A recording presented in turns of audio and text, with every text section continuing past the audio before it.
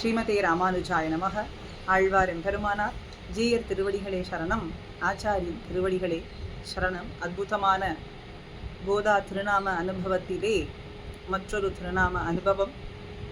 கோதை மற்றும் கண்ணன் இருவரினுடைய திருமேனி அழகு சேர்ந்து அனுபவிக்கும்படியான அனுபவம் இன்று. கிருஷ்ணானுரக்தா சுபகா சுலபஸ்ரீஹி சுலக்ஷணா லக்ஷ்மி பிரியசகி ஷியாமாம் தயாஞ்ச திருகஞ்சலா என்கின்ற அற்புதமான ஸ்லோகம். கிருஷ்ணானுரக்தா, கண்ணன் எம்பெருமானிடத்துல ஆழ்ந்த பக்தி கொண்டவளாக இருக்கின்றாள் கோதை நாச்சியார். சுபகா, மங்களங்கள் நிறைந்தவளாய், சுலபஸ்ரீஹி, எளிதாக தன்னுடைய கடைக்கண் பார்வையை அடியார்களின் மீது வீசக்கூடியவளாய், அந்த கடாட்ச பார்வையும் சாக்ஷாத் ஸ்ரீதேவியினுடைய பார்வைக்கு ஒத்திருக்கும்படியாக இருக்கின்றது. சுலபஸ்ரீஹி, எளிதாக அடியார்களின் மீது கடைக்கண் பார்வை என்கின்ற அமுதத்தை பொழியக்கூடியவளாக இருக்கின்றாள். சுலக்ஷனா, உயர்ந்த நற்குணங்களை உடையவளாக இருக்கிறாள். குணங்களுக்கெல்லாம் இருப்பிடம்னு சொன்னா அது கோதை சொல்லலாம். படிக்கு கிருஷ்ணானுரக்தையாய், சுபகாவாய், சுலக்ஷனாகவாய், சுலக்ஷனா என்ற நாமத்தோடும் லக்ஷ்மி பிரியசகி, மகாலட்சுமிக்கு உற்ற தோழியாகவும் பிரிய சகியாகவும் இருக்கக்கூடிய கோதையின் திருமேனி நிறம் எப்படி இருக்கு? ஷியாமாம், கருமையான மேக நிறம் போன்று இருக்கின்றதாம். கருகருத்த மேகம், நீருண்ட மேகம் போலே, நீரை பருகி மழையை பொழிவதற்கு தயாரா இருக்கக்கூடிய மேகத்தை போன்ற நிறத்தை உடையவளாய் இருக்காள் கோதை நாச்சியார். ஷியாமாம், சதமகமணி நீலாம், இந்திரனுடைய நீல மணி அந்த நிறம் போன்று கோதையினுடைய திருமேனி நிறம் உள்ளது என்றும் பல இடங்கள்ல கோதையினுடைய நிறம் சொல்லப்பட்டிருக்கு. ஷியாமாம் த்விஜாதிப சுதாம், ஷியாமாம் கரிய நிறத்தை உடையவளான கோதை. த்விஜாதிப சுதாம், த்விஜாதிப இரண்டு பிறவிகள் கொண்ட அந்தணர்களிலே தலைவரான அதிபதி. சுதாம், பெரியாழ்வாரினுடைய புதல்வியானவள். ஸ்ரவணாபிராமம், அவளுடைய வாக்கு கேட்பதற்கு மிக இனிமையாக விளங்கும். மஞ்சுஸ்வனம், கேட்பதற்கு இனிமையாக இருக்கின்றதுன்னா அவளுடைய குரல் எப்படி இருக்கும்? மிக இனிமையான குரல் வளம் படைத்தவளாக விளங்குகின்றாள் கோதை நாச்சியார். மஞ்சுஸ்வனாம், மதன மன்மதனுக்கே ஈஸ்வரனாய் விளங்கக்கூடிய, மன்மதனுக்கெல்லாம் மன்மதனாய் விளங்கக்கூடிய கிருஷ்ணனிடத்துல ஆழ்ந்த பக்தி கொண்டவளாக விளங்குகின்றாள். கிருஷ்ணனுடைய நிறம் எப்படி இருக்குன்னு கேட்டா, ஷியாமாம் ஹிரண்ய தரினம் பனமால்ய பர்க என்ற ஸ்லோகத்தின்படி கிருஷ்ணனுடைய நிறம் கண்ணன் என்கின்ற திருநாமத்துக்கு ஷியாம என்கின்றது அர்த்தம். இப்ப கரிய மேக நிறம் போன்ற நிறத்தை உடையவனா இருக்கான். கண்ணனிடத்துல ஆழ்ந்த பக்தி கொண்டு கிருஷ்ணானுபவம் பண்ணி பண்ணி பண்ணி அந்த கிருஷ்ணானுபவத்தினாலே கண்ணனுடைய நிறம் போன்றே தானும் நிறம் பெற்றவளாய் இருக்காளாம் கோதை. இன்னும் சொல்ல போனால் அந்த கிருஷ்ணானுபவமே ஷியாமமாக பெற்றிருக்கின்றாளாம். ஷியாமம் அப்படின்னாலே கருப்பு.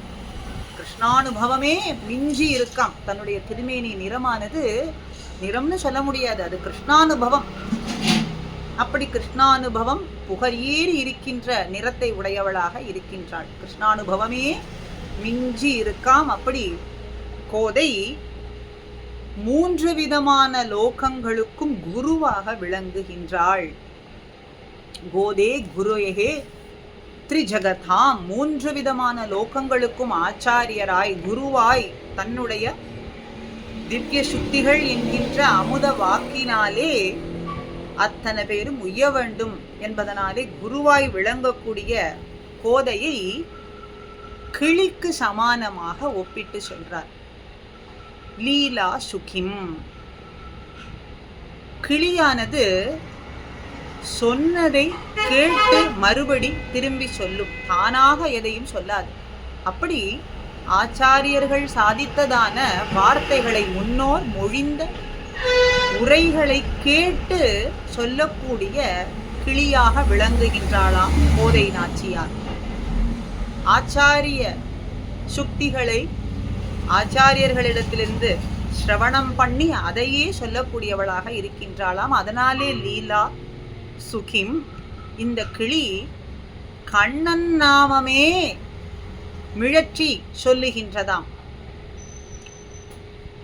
கிளி போல் மிழற்றும் என் பேதையே அப்படின்னா ஆழ்வார்களினுடைய வாக்கு. பல இடங்கள்ல கிளியை கொண்டாடுகின்றார்கள் ஆழ்வார்கள். சொல்லெடுத்து தன் கிளியை சொல்லே என்று பரகால நாயகி கிளிக்கு வார்த்தைகளை எல்லாம் சொல்லி கொடுக்கும் பொழுது அவள் எம்பெருமானை பிரிந்திருக்கக்கூடிய சமயத்துல அவளை தேற்றுவதற்காக இந்த கிளி எம்பெருமானுடைய நாமத்தில் இருக்கக்கூடிய முதல் எழுத்தெல்லாம் சொல்றதாம். நாராயணா நாரா நா அப்படின்னு எழுத்தெடுத்து கொடுத்து சொல்லுகின்றதாம் அவளை ஆற்ற வேண்டும் அப்படின்னு. திருத்தங்காவில் திருவெக்காவில் எம்பெருமானை பாட கேட்டு இவள் சொல்றாளாம், பரகால நாயகி வளர்த்ததனாலே பயன் பெற்றேன், இந்த கிளிய வளர்த்தேனே இன்னைக்கு பயன் பெற்றேன், வருக வருகன்னு கிளிய பார்த்து கை கூப்பின்றாளாம். அப்படி சொல்லெடுத்து தன் கிளியை சொல்லேன்னும் வணங்கும்படியான கிளி பேச்சு. செவ்வாய்க்கிளி நான்மறை பாடுகின்றது அப்படின்னு தில்லை திருச்சித்திரக்கூடம் கிளிக்கு ஏற்றம். ஆக இங்கே ஆண்டாள கிளியாக சொல்றது ஆச்சாரிய சுக்திகளை முன்னோர்கள் மொழிந்த முறைப்படி கேட்டு சொல்லக்கூடிய கிளி. அதனாலே லீலா சுகிம். அந்நிய வார்த்தை பேசாது, தானாக தோன்றினதெல்லாம் பேசாது. இப்ப ஆண்டாள் என்கின்ற சுகிம் என்ன பேசுகின்றாள் அப்படின்னா கண்ணன் நாமத்தையே பேசுகின்றாள். கண்ணன் நாமத்தையே நாமும் பேசும்படிக்கு கிருஷ்ணானுபவத்துல திளைத்து நாமும் திளைக்கும் படிக்கு செய்விக்க கூடியவளா இருக்காள். அதனாலே லீலா சுகிம் அப்படின்னு கிளி போலே எம்பெருமான் இடத்துல எம்பெருமான் நாமத்தையே சொல்லி எம்பெருமான அனுபவம் பண்ணி ஆச்சாரிய பக்தியிலேயும் திளைத்திருக்கும்படியான ஆண்டாளினுடைய ஏற்றம். அதனாலே லீலா சுகிம் என்று இப்படி ஒப்பிட்டு சொல்றார்கள். ஆக லக்ஷ்மி பிரிய சகி ஷியாமாம் தயாஞ்ச திருகஞ்சலா.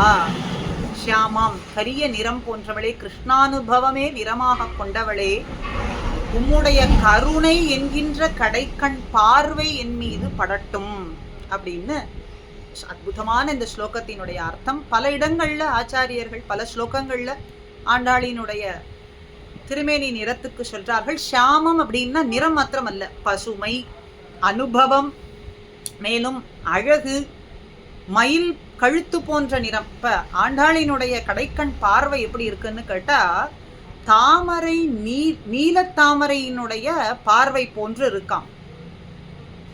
இந்தீவர ஸ்ரஜம் இவ. இப்ப நீலத்தாமரையினுடைய கடைக்கண் திருமேனி நிறம் கருமையாக நீல நிறமாக இருக்கின்றதுன்னா, கருநீலமாக இருக்குன்னா, கடைக்கண் பார்வையும் இந்தீவர ஸ்ரஜம் இவ நீலத்தாமரை போன்ற பார்வையினுடைய காந்தியாலே அது எம்பெருமான் மீது பட்டு எப்படி விளங்குகின்றதுன்னு கேட்டா ஷிகாவல கண்ட சோபம். மயில் கழுத்து, மயிலினுடைய கழுத்து நிறம் எப்படி இருக்கு, அப்படிப்பட்ட நிறமானது எம்பெருமான் மீது விளங்குகின்றதாம். அதனாலே ஷியாமங்கிறதுக்கு பல அர்த்தங்கள். அதே போலே கிருஷ்ணாம்புதஸ்ய கடிதா கிருபயா சுவிருஷ்டச்சா அப்படிங்கிறதுல இடத்துல கிருஷ்ணாம்புதஸ்ய கருமேகம், கிருஷ்ண அம்புத அப்படின்னா கருமேகம் போன்ற நிறம் கொண்ட கண்ணன், கருமேகமா இருக்கான்.